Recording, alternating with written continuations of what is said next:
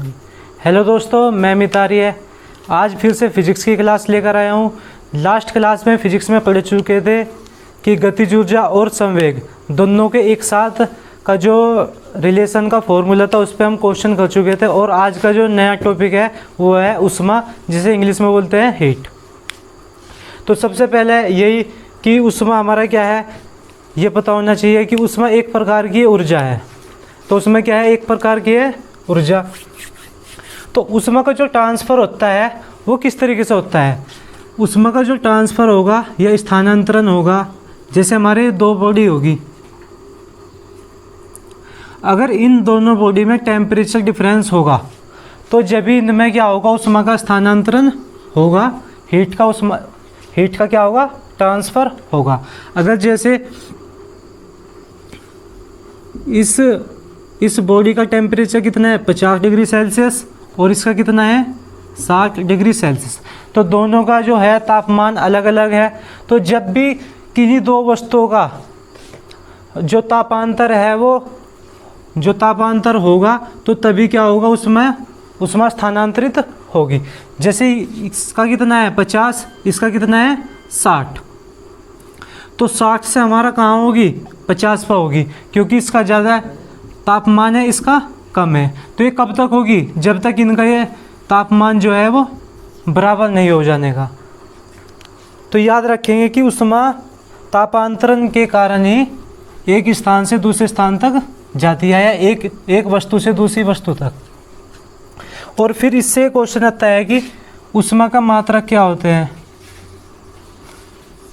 ऊष्मा का मात्रक, तो सबसे पहले देखते हैं इसका एसआई मात्रक, कि एसआई में ऊष्मा का मात्रक क्या होगा। तो इसका मात्रक होगा जूल। और सीजीएस पद्धति में क्या होगा, सेंटीमीटर ग्राम सेकंड में ऊष्मा का मात्रक क्या होगा, ये होगा कैलोरी। ठीक है दोस्तों, तो ये याद रखेंगे कि ऊष्मा का एसआई मात्रक क्या होगा जूल, और सीजीएस मात्रक कितना होगा कैलोरी। और इसमें आगे क्वेश्चन आता है कि कैलोरी, ये सभी को पता होता है कि ऊष्मा का मात्रक सीजीएस मात्रक क्या होगा कैलोरी, पर इसके बारे में पता होना चाहिए कि कैलोरी की डेफिनेशन क्या हो।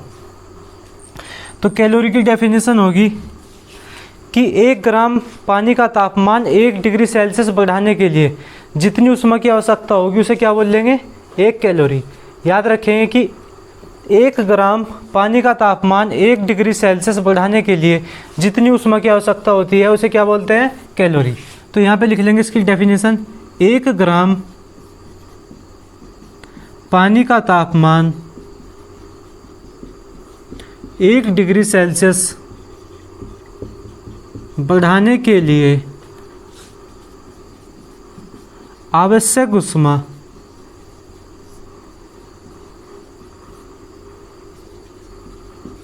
कैलोरी कहलाती है, या कैलोरी कहते हैं। ठीक है, 1 ग्राम पानी का तापमान 1 डिग्री सेल्सियस बढ़ाने के लिए आवश्यक ऊष्मा को क्या कहते हैं, 1 कैलोरी कहते हैं। और 1 कैलोरी किसके बराबर होगी, ये एक रिलेशन है किसके बीच में, कैलोरी और जूल के बीच में। तो इसका आंसर हो जाएगा 4.186 जूल। तो इसे बोल देते हैं कभी शॉर्ट में कि 4.2 जूल। तो ये याद रखेंगे, इम्पोर्टेंट है कि 1 कैलोरी में कितने जूल होते हैं। तो 1 कैलोरी में कितने जूल होते हैं, 4.2 जूल। और यहाँ से कभी कभी ये नहीं पूछता कि 1 कैलोरी में कितने होंगे, वो कभी पूछ लेगा कि 1 जूल में कितने कैलोरी होगी। तो ये भी लिख लेंगे, 1 जूल में कितनी कैलोरी होगी, 0.24 कैलोरी, 0.24 कैलोरी। ठीक है दोस्तों, तो कैलोरी के बारे में ये है। इसका आगे का मात्रक देखते हैं। तो आइए देखते हैं ऊष्मा के कुछ और मात्रक। इसके बाद देखते हैं BTHU। और सबसे पहला क्वेश्चन इससे ये आता है कि BTHU की फुल फॉर्म क्या होती है। तो BTHU की फुल फॉर्म है British thermal unit, British thermal unit. तो BTHU की फुल फॉर्म क्या होगी? British thermal unit. जैसे हमने कैलोरी की परिभाषा लिखी, ऐसे ही BTHU की एक परिभाषा होती है, तो उसे देखेंगे। तो परिभाषा यह है कि एक पौंड पानी का तापमान, 1 फ़ारेनहाइट बढ़ाने के लिए आवश्यक ऊष्मा को क्या बोलते हैं? BTHU। परिभाषा लिखेंगे, 1 पौंड पानी का तापमान 1 फ़ारेनहाइट बढ़ाने के लिए आवश्यक ऊष्मा को BTHU कहते हैं। तो जैसे कैलोरी की है, ऐसे इसकी हो गया कि 1 पौंड पानी का तापमान 1 डिग्री फ़ारेनहाइट बढ़ाने के लिए आवश्यक ऊष्मा को BTHU कहते हैं। तो जैसे हमारा 1 कैलोरी कितने जूल के बराबर था? 4.186। तो ऐसे ही हमारा BTHU होता है कैलोरी के बराबर। तो लिखेंगे 1 BTHU बराबर 252 कैलोरी। ये भी याद रख लेंगे क्योंकि ये भी मोस्ट इम्पोर्टेंट है, पूछ लिया जा कि 1 BTHU या 1 ब्रिटिश थर्मल यूनिट किसके बराबर होती है? 252 कैलोरी। तो आइए देखते हैं इसका कुछ और मात्रक। इसके बाद आता है CHU। कैलोरी देख लिया हमने, BTHU देख लिया, अब देखते हैं CHU। इसकी भी फुल फॉर्म पूछी जाती है, सेंटीग्रेड हीट यूनिट।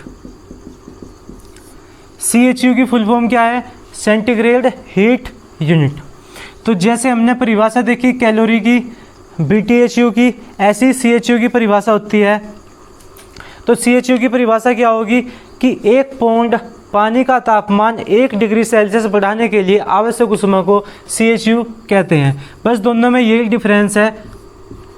एक अभी हमने क्या पढ़ा BTHU के बारे में, तो BTHU में हम क्या बढ़ा रहे थे? तापमान 1 डिग्री फ़ारेनहाइट। इसमें हमारा क्या होगा? 1 डिग्री सेल्सियस। और जबकि पानी का जो द्रव्यमान होगा वो एक ही है, कि इसके लिए हम पौंड की बात कर रहे हैं, इसके लिए भी। तो इसकी परिभाषा कितनी हो जाएगी? 1 पौंड पानी का तापमान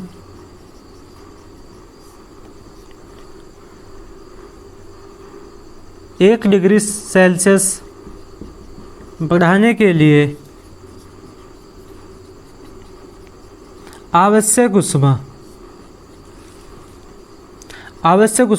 CHU कहलाती है। BTHU में हमारा क्या था? 1 डिग्री फ़ारेनहाइट, और CHU में हमारा क्या है? 1 degree Celsius.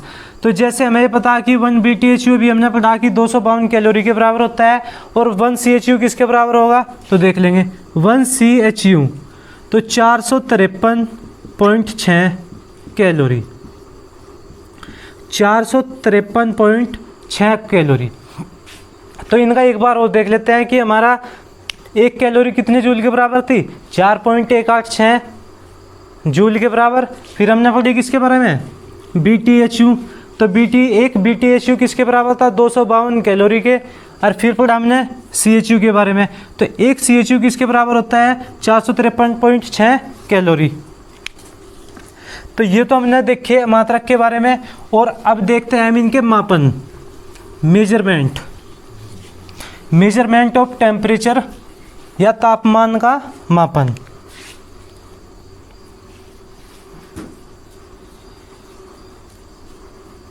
Measurement of temperature,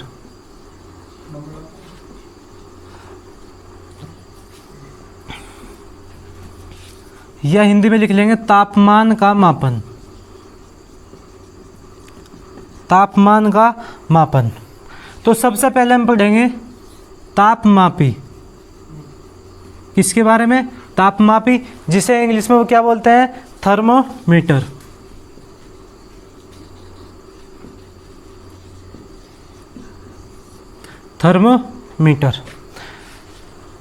thermometer. और इसमें भी हम सबसे पहले क्या मान के चलेंगे क्या लेके चलेंगे, सेल्सियस, कि हमारा सेल्सियस क्या होता है, सेल्सियस। तो जो इसकी खोज की थी सेल्सियस की, तो ये किसने करी थी, एक स्वीडन वैज्ञानिक थे, स्वीडन वैज्ञानिक, जिनका नाम था सेल्सियस।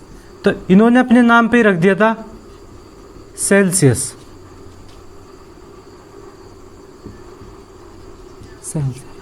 तो सेल्सियस। तो कहाँ के वैज्ञानिक थे, स्वीडन के, क्या नाम था उनका, सेल्सियस। और इसके बाद थर्मामीटर के बारे में देखते हैं, तापमापी। तो जो मनुष्य का तापमान होता है वो कितना होता है, 98.4 फ़ारेनहाइट। कितना होता है मनुष्य का तापमान, 98.4 फ़ारेनहाइट। तो जो ये तो सभी ने देखा होगा थर्मामीटर, जिससे बुखार वगैरह चेक करते हैं, तो ये सभी ने देखा होगा। तो इसमें कांच की एक नली होती है, कांच की एक पाइप होती है, तो इसके अंदर जो लिक्विड भरा होता है तो उसे क्या बोलते हैं, पारा या Hg। क्या बोलते हैं, पारा या Hg। तो क्वेश्चन ये आता है कि जो थर्मोमीटर है, कि अब तो हमारे इधर तो टेम्परेचर नॉर्मल रहता है, कि गर्मियों में ज़्यादा गर्मी नहीं है ना सर्दियों में ज़्यादा सर्दी है। अगर जहाँ पे टेम्परेचर है हमारा -50 डिग्री सेल्सियस, तो क्या वहाँ पे भी ये थर्मोमीटर काम करेगा, तो वहाँ पे ये थर्मोमीटर काम नहीं करने का, क्योंकि जो पारे का फ्रीजिंग पॉइंट है, या जो पारे का हिमांक बिंदु, पारे का हिमांक बिंदु, कि पारा किस बिंदु पर जाकर जम जाएगा, तो -39 डिग्री सेल्सियस पर। कितने पर, -39 डिग्री सेल्सियस पर। अगर हम उस थर्मामीटर को ऐसी जगह जाएंगे कि जहाँ पे -50 डिग्री सेल्सियस है, तो वहाँ पे जाने पे तो ये तो पारा जम जाएगा, तो वहाँ तो हम इसका फिर मेजर कर ही नहीं सकते टेम्परेचर को। तो इसलिए इस थर्मामीटर को वहाँ पे यूज नहीं कर सकते। फिर क्वेश्चन आता है कि वहाँ पे उस जगह हम यूज क्या कर सकते हैं, तो ऐसा थर्मामीटर हम यूज करेंगे जिसकी जगह पारा ना भरा हो, क्या भरा हो, एल्कोहल। क्या यूज करेंगे, एल्कोहल, कि पारे की जगह क्या होगा, एल्कोहल, क्योंकि एल्कोहल का जो फ्रीजिंग पॉइंट है यह हिमांक बिंदु है, वो है 115 डिग्री सेल्सियस। तो वो तो फिर वहाँ पर आसानी से निकल जाएगा, क्योंकि वहाँ कितना टेम्परेचर है, -50, और एल्कोहल का कितना होता है, -115। तो वहाँ पे आसानी से एल्कोहल मापी यंत्र से टेम्परेचर हम क्या कर सकते हैं, मेजर कर सकते हैं। तो ये तो हो गया था हमारा इसके थर्मामीटर के बारे में, तो सेल्सियस के बारे में हो गया। इसके बाद देखते हैं हम फ़ारेनहाइट के बारे में। इसमें सेल्सियस का एक चीज़ रह गया, लिख लेंगे सेल्सियस।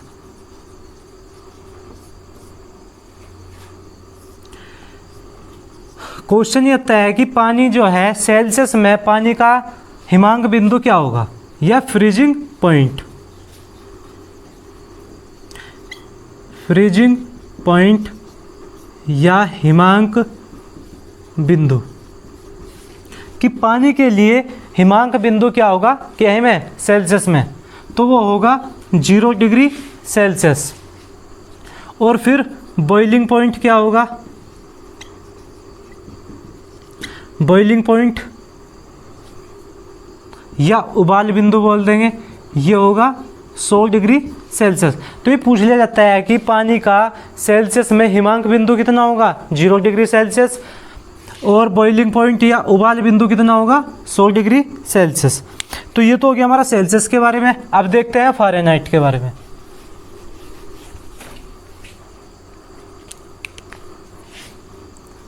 सेकंड नंबर पे है हमारा फ़ारेनहाइट।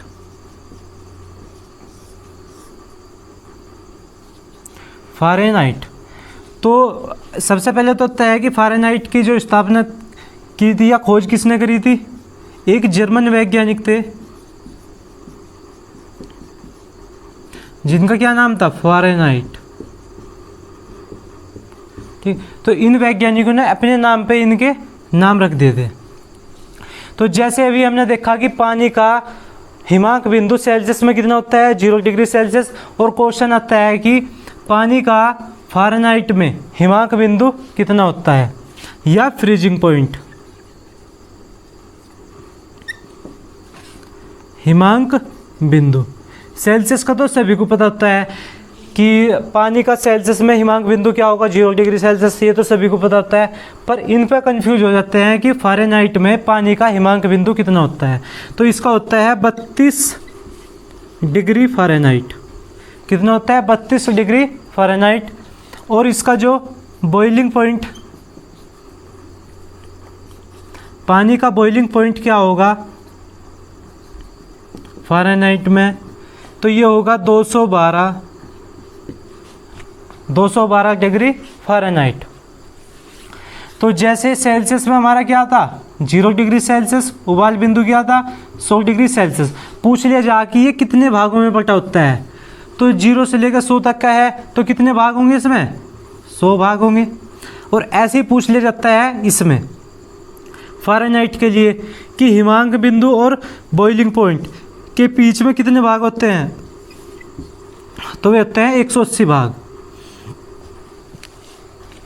तो हमने सेल्सियस के बारे में देख लिया, फ़ारेनहाइट के बारे में देख लिया। तीसरा आता है हमारा केल्विन।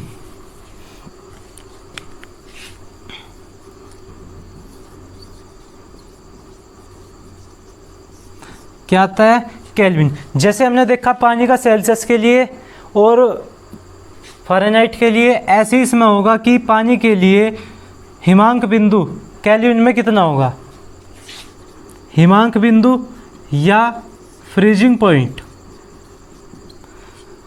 तो हिमांक बिंदु कितना होगा 273 केल्विन, और बॉइलिंग पॉइंट या उबाल बिंदु वो होगा 373 केल्विन। तो ये चीज़ याद रखेंगे, एक तो फ़ारेनहाइट का इम्पोर्टेंट है और एक केल्विन का। केल्विन का हिमांक बिंदु कितना होगा पानी के लिए 273, और बॉइलिंग पॉइंट कितना होगा 373। और पूछ लिया जा कि इनके बीच में कितने भाग है, तो इसके लिए आ जा 100 भाग। तो सेल्सियस हो गया, फ़ारेनहाइट हो गया, केल्विन हो गया। तो चौथे नंबर पर आता है र्यूमर। यह कुछ किताबों में से रोमर भी बोल देते हैं, रोमर, जिसे प्रदिष्ट कैसे करते हैं डिग्री र्यूमर या रोमर से। तो जैसे हमने सेल्सियस देख लिया, फ़ारेनहाइट देख लिया, केल्विन देख लिया, ऐसे ही रोमर में पानी का हिमांक बिंदु होता है और बॉइलिंग पॉइंट।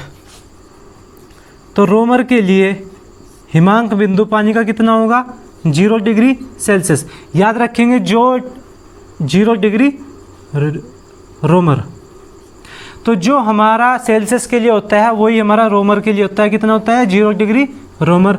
और बॉइलिंग पॉइंट या उबाल बिंदु, बॉइलिंग पॉइंट या उबाल बिंदु इसके लिए होगा 80 डिग्री रोमर। तो ये चीज़ याद रखेंगे कि हमारा सेल्सियस के लिए कितना होता है, फ़ारेनहाइट के लिए कितना होता है और केल्विन के लिए। और चौथे नंबर पर हमने पढ़ा रोमर के लिए। और इन चरों के बीच में फिर जब हमने इतना पढ़ लिया कि सेल्सियस, फ़ारेनहाइट, केल्विन और रोमर, इन चरों के बीच में एक संबंध का सूत्र होगा कि जिस सूत्र में ये चारों आए हुए होंगे तो वो देख लेंगे। तो C-0 upon 100 F-32/180 R-0 upon 80 K-273 upon 100। तो ये इसका संबंध का सूत्र होता है। किस में हमारा डिग्री सेल्सियस भी आ गया, फ़ारेनहाइट भी आ गया, र्यूमर भी आ गया और केल्विन भी आ गया। इसके बाद इतनी बड़ी डिजिट का तो हम याद नहीं कर देंगे, तो इसे थोड़ा सॉल्व कर लेंगे। तो तीनों से चरों से हमारा क्या गया 0 गया, और 2 से काट देंगे से 2 पंजे 10, 2 निम 18, 2 चौक 8 और 2 पंजे 10। तो यहाँ से कितना आ जाएगा C/5 F-32/9 R/4 और K-273/5। तो इस सूत्र को याद रख लेंगे।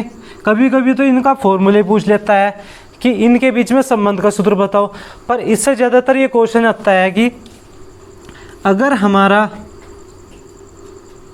किसी वस्तु का टेम्परेचर कितना है, 0 डिग्री सेल्सियस है, कितना है 0 डिग्री सेल्सियस, तो क्वेश्चन इस तरीके से होगा कि 0 डिग्री सेल्सियस को हम फ़ारेनहाइट में चेंज करेंगे तो फ़ारेनहाइट के लिए मान कितना होगा, या फिर वो र्यूमर के लिए पूछ लेगा या केल्विन के लिए, या फिर क्वेश्चन होगा कि 15 डिग्री सेल्सियस को फ़ारेनहाइट में चेंज करो। तो सबसे ज़्यादा क्वेश्चन तो यहाँ से ही पूछा जाएगा, यहाँ से कोई भी संख्या मिल जाएगी कि 20 डिग्री सेल्सियस को फ़ारेनहाइट में बदलो, या र्यूमर में या केल्विन में।